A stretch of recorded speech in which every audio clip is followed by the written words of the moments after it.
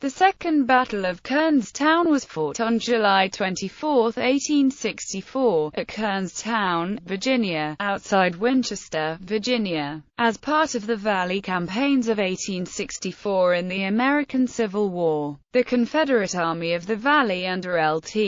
Gen. Jubilee Early soundly defeated the Union Army of West Virginia under Brig. Gen. George Crook, and drove it from the Shenandoah Valley back over the Potomac River into Maryland. As a result, Early was able to launch the Confederacy's last major raid into Northern Territory, attacking the Baltimore and Ohio Railroad in Maryland and West Virginia and burning Chambersburg, Pennsylvania, in retaliation for the burning of some civilian houses and farms earlier in the campaign. Background: on July 19, following a series of unsuccessful Union attacks on his flanks, General Early decided to withdraw from his precarious position at Berryville to a more secure position near Strasburg. During the evacuation of the military hospitals and storage depots at Winchester, Union forces under Brig. Gen. William W. Averell won a rare victory over Confederate forces under Maj.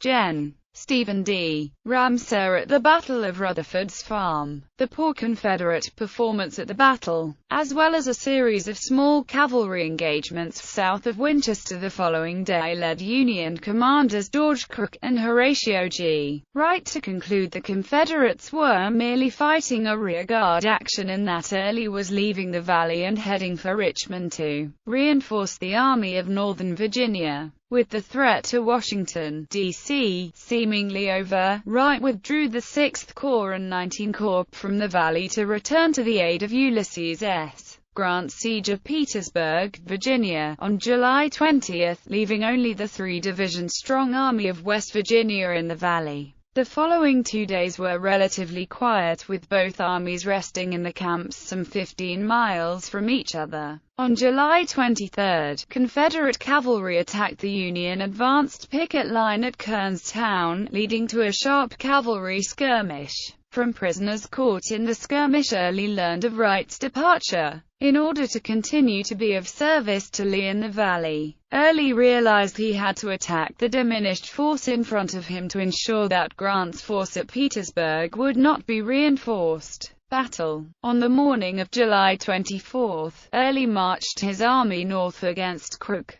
Confederate cavalry encountered its Union counterparts south of Kernstown in the morning, and heavy skirmishing broke out. Couriers alerted Crook to the attack. Crook still believed Early's infantry had left the Valley and sent only 2 of his division with cavalry support to meet the attack. In the early afternoon, the infantry of both armies had arrived on the field. The Confederate position extended well to each side of the Valley Pike south of Kernstown, anchored on each flank on high ground and screened by cavalry. Maj. Gen. John B. Gordon's division formed the Confederate center along the Valley Turnpike. Ramseur's division formed on his left with its flank resting on Sandy Ridge to the west of Kernstown, screened by Carl William Mudwill Jackson's cavalry. Brig. Gen. Gabriel C. Wharton's division, led by Maj.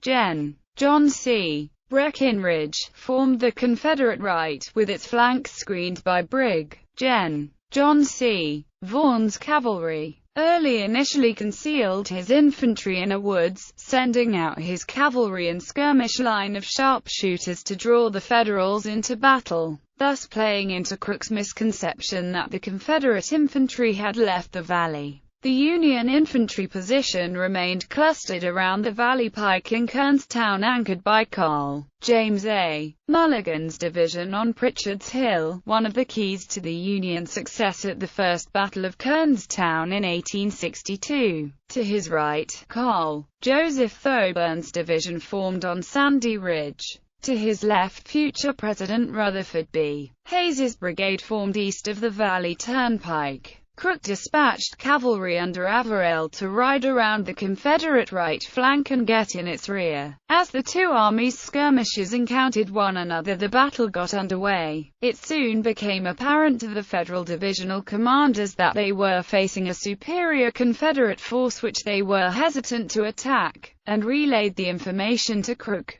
Crook quickly became impatient by the lack of his divisional commanders to attack the Confederate position, and distrusted their report of the Confederate strength. He ordered Mulligan to attack the Confederates with Hayes's division in support. At 1 p.m., the Union infantry reluctantly moved out, abandoning Pritchard's Hill. Mulligan's division bitterly held its ground at Opequon Church, where its advance was halted by Gordon's men. As Hayes's brigade advanced in support, Breckinridge marched Wharton's division to the northeast into a deep ravine that ran perpendicular to the Valley Turnpike. He turned the division into the ravine, which screened his movement from the Federals on the turnpike. As Hayes came up the road past the ravine, Breckinridge ordered a charge, and the Confederates assaulted Hayes's exposed flank and sent his division reeling in retreat, taking many casualties. Thoburn was supposed to support Mulligan's right flank in the attack, but because of the topography of the battlefield, he became separated from Mulligan and saw little action during the battle. Gordon's Confederates exploited the gap in the Union line to get on Mulligan's right, and when Hayes's division broke,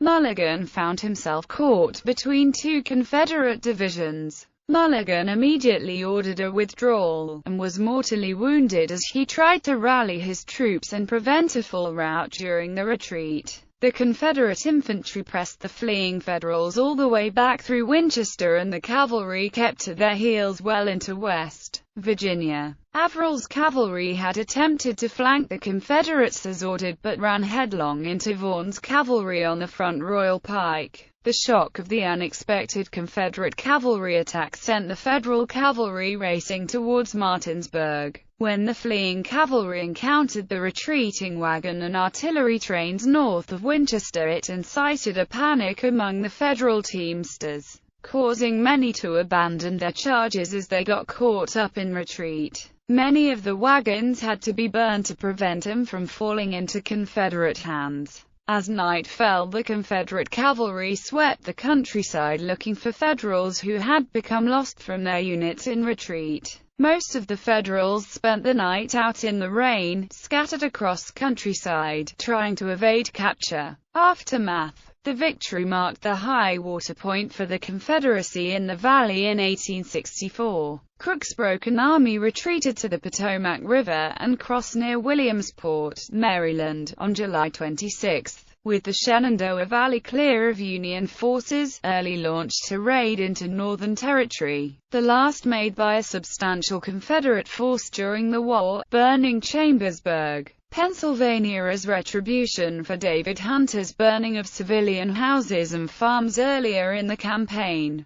They also attacked Union garrisons protecting the Baltimore and Ohio Railroad near Cumberland, Maryland. As a result of this defeat and McCausland's burning of Chambersburg on July 30, Grant returned the 6th and 19th Corps to the Valley and appointed Maj. Gen. Philip Sheridan as commander of Union forces there, turning the tide once and for all against the Confederates in the Valley.